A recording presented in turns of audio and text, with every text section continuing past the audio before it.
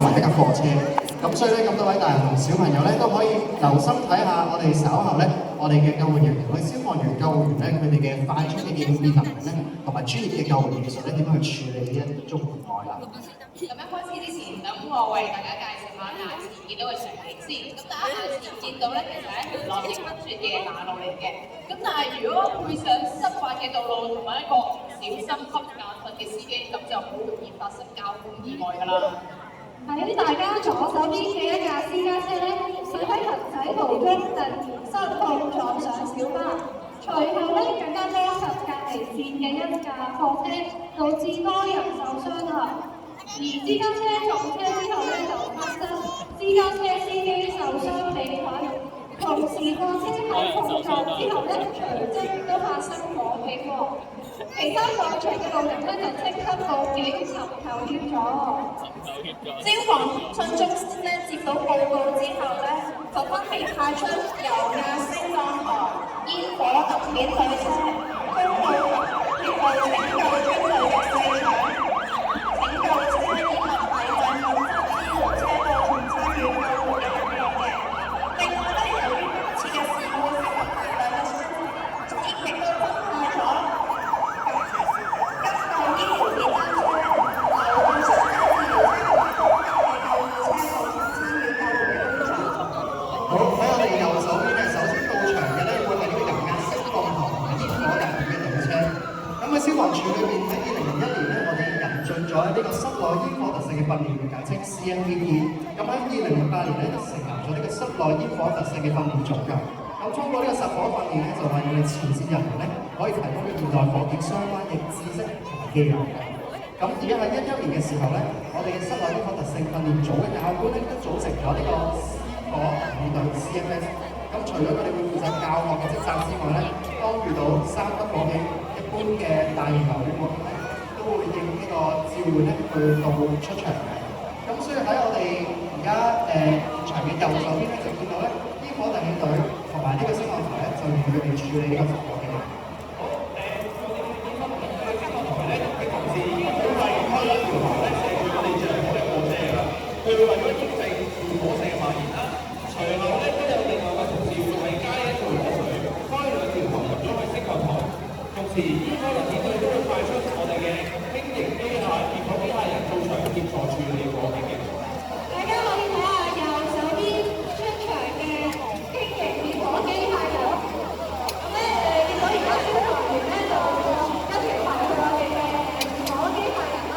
咁就為機械人提供水源去進行滅火嘅工作嘅。好啦，水都到啦，呢個就係我哋消防處新推出嘅輕型滅火機械人，係可以支援消防人員喺緊急環境，例如室內或者樓宇火警入面嘅滅火工作，亦都能夠持續長時間嘅滅火工作。佢可以去到消防人員難以到達嘅狹窄環境進行滅火任務，減少人員會喺高風險嘅環境，例如係閃燃或者倒塌危機嘅機會，係提升前線消防人員嘅行政效率同埋安全性。好啦，大家見到而家嘅鏡頭咧，其實係我哋由上空無人機去做播放嘅。咁其實咧，當我哋經過現場主管去進行評估之後咧，發現有需要都可以調派無人機去到現場進行環境視察，而且可以將災情嘅實況傳送俾我哋指揮官，俾我哋嘅指揮官去進一步評估現場同埋進行處理。就好似而家大家睇到畫面一樣。而大家左手邊咧已經見到咧，我哋嘅公路及鐵路拯救專隊咧，佢哋已經處理緊呢個嚴重嘅交通意外，展開咗佢哋嘅拯救程序。咁首先，佢哋公路及鐵路專隊咧到達咗現場之後咧，就會進行呢個現場嘅安全同埋風險評估。大家見到因為交通意外涉及一架私家車同埋小巴啦，咁裏邊亦都有大量傷者。咁而喺我哋處理交通意外嘅時候咧，當消防人員咧完成呢個現場嘅評估之後咧，就會好似佢哋而家咁樣，立即咧將私家車咧進行呢個車身嘅穩固，然後咧就派救護員咧去接觸傷者同埋進行呢個應急嘅工作。另外，大家喺小巴隔離見到着住灰色防間臂章嘅係現場救護指揮官，佢會喺涉及大量傷者嘅事故現場做指揮，確保所有傷者迅速有序咁去到各間醫院接受最適切嘅治療。咁喺左邊咧就會見到救護員咧喺現場方面同嘅相當兩支，目的咧就係要有系統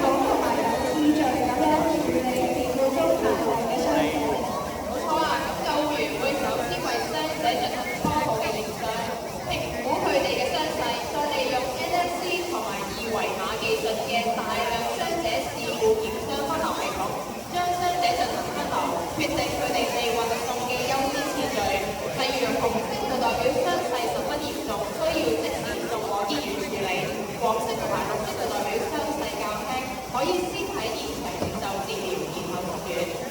大家咧喺左邊會見到一架黃色大嘅，就係 NCTC 流動醫療車，佢必要係參與大量傷者嘅意外事故，另外都配備咗大量嘅救護裝備同埋醫療嘅設備。車上面亦都有個小型嘅手術室啦，可以喺有需要嘅時候咧，俾醫護人員進行緊急嘅小型手術嘅。好，再睇翻我哋嘅公路及鐵路拯救專隊先，佢哋而家已經處理咗車輛玻璃嘅程序啦。咁喺必要嘅時候咧，就會進行擴闊空間同埋全面開通嘅階段。咁動作咧就包括可以將車門全開啦，亦都有需要嘅時候可以用工具將車輛嘅部件移除嘅。呢兩個階段咧，其實目的都係為咗可以俾我哋救護人員可以喺車入面有更多嘅空間，為傷者去進行護理，並可以騰出空間同埋通道將傷者救出嘅。而我哋繼續睇翻左邊咧，佢哋專隊咧係經過消防員同埋救護員咧嘅評估情況之後咧，佢哋決定咧用工具咧去延長呢個車頂，確保咧救護人員可以用最有效率嘅方式咧進行救援工作嘅。咁移除咗車頂之後咧，我哋見到救護人員咧已經可以過去私家車嘅位置咧作最後一個階段，就係將傷者固定同埋撤離，並盡快咧送到醫院咧去進行呢個進一步嘅治療㗎。咁大家可以睇到啦，而家專隊嘅成員係成功將私家車嘅車頂揭開，並且將傷者救出。喺爆破過程之中，我哋見到我哋嘅消防人員利用一啲橙色絲，咁去為我哋救護人員同埋傷者提供適當嘅保護，以免造成任何嘅傷害。咦，咪住！大家睇下後面玻璃幕牆嗰邊。邊度啊？嗰度咧。左邊嗰棟樓。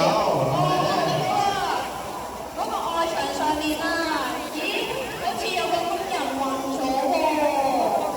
原來啱啱消防通訊中心咧有收到一個投訴喎，喺一棟高樓大廈後面嘅外牆咧，有個工人做下嘢無啦啦伸手去截穿佢喎，自己落唔翻去地下嘅安全位置。哇，有咁嘅話。咁點算好啊？唔想諗，即刻答。定啲嚟喎，消防局中心收到投訴個案之後咧，就會派出高空拯救專隊到場支援。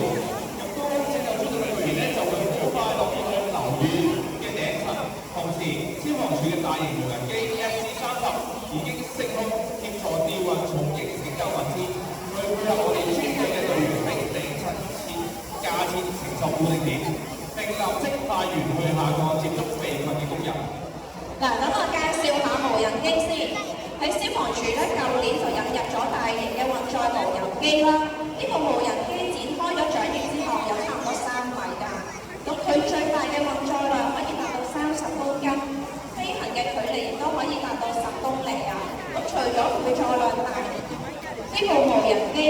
佢嘅安全設備都十分之充足喎。配備咗多個鏡頭同埋雷達系統啦，進一步加強佢嘅氣象功能，亦都配備咗降落傘系統啦。當遇到緊急嘅事故嘅時候，降落傘就會自動打開㗎啦。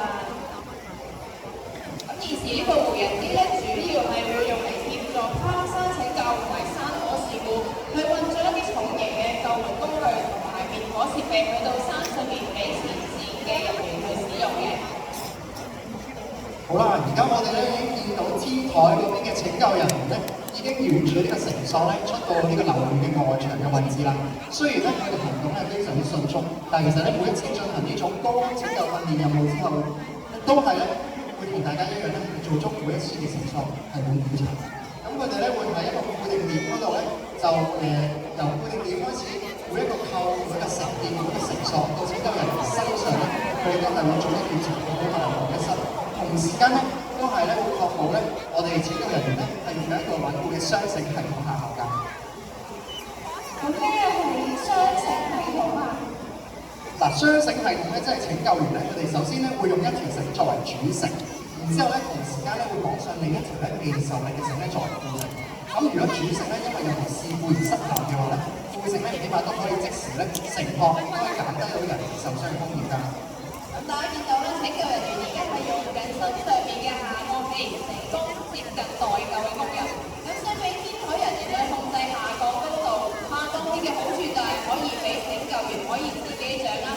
位置，從而更加靈活咁進行救援。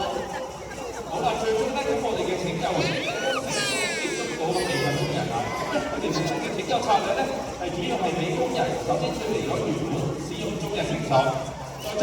佢嘅重量咧放喺拯救員身上面。咁成個轉換過程咧同雙程訓練一樣啦，係全程都係確保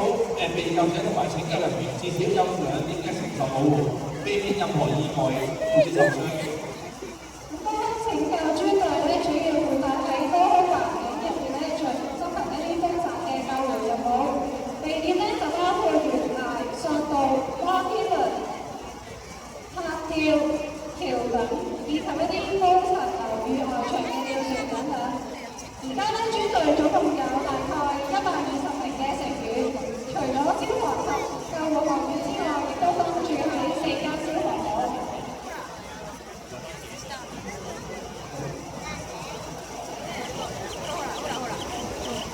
接住落嚟，拯救專隊成員咧已經成功咧係將被困者咧慢慢咁樣救翻落地面安全位置，咁並會咧係送往醫院咧去接受治療啦。咦，中間架貨車入邊好似裝住啲嘢㗎喎。係喎，架貨車前面裝住好似啲危險品啊！其實咧，我哋頭先見到機械人喺處理緊貨車上面嗰啲時候，現場主管其實都留意到車前面咧載住啲懷疑係危險品嘅物件嘅，即係佢都亦都要求咗我哋嘅危害品質專隊去到場協助。喺呢個時候咧，我哋就會見到機械狗同埋一個穿着 A 級化學保護服嘅消防人員，為現場嘅化學品進行檢測，去進行指導嘅工作嘅。大家見到機師後咧，而家就開始行過去懷疑泄漏化學品嘅附近啦。佢會利用30倍嘅面焦鏡頭觀察住化學品嘅名稱、現場泄漏嘅狀況同埋現場嘅個人資訊嘅，亦都會利用熱成像鏡頭啦，監測喺現場有冇被困者或者傷者，同埋監測物品有冇放熱嘅反應嘅。再配合機械狗搭載嘅多種氣體監測儀以及輻射監測模組，監測住現場泄漏出嚟嘅化學品濃度，同埋現場有冇涉及輻射嘅影響嘅。咁喺呢個時候，大家見到穿着消防處最高規格嘅 A 級化學保護服消防人員，帶備區域氣體監測儀同埋指漏工具，為現場泄漏嘅化學品進行指漏工作。而佢哋呢一件嘅 A 級化學保護服係全氣密式設計，可以抵禦各種有毒或者腐蝕性嘅危害物質，為消防人員提供最佳保護。而家我哋見到消防人員咧已經將泄漏嘅化學品咧放入呢個化桶啦，並使用呢個化學品嘅吸塑員咧幫我哋肇事現場咧進行呢個環境嘅洗消，最後咧再利用機械狗身上嘅檢測儀器同埋區域氣體監測儀咧去檢測現場嘅環境，確保呢現場環境係安全。喺冇泄漏危險品嘅情況之下咧，消防人員咧就可以將危險品咧同埋呢個樽咧進一步咧係移離現場作一個處理㗎。就喺呢個時候，現場嘅情況其實已經大致處理好啦，同時我哋所有嘅傷病者亦都得到適切嘅治療。今次我哋嘅聯合救援示範已經完畢。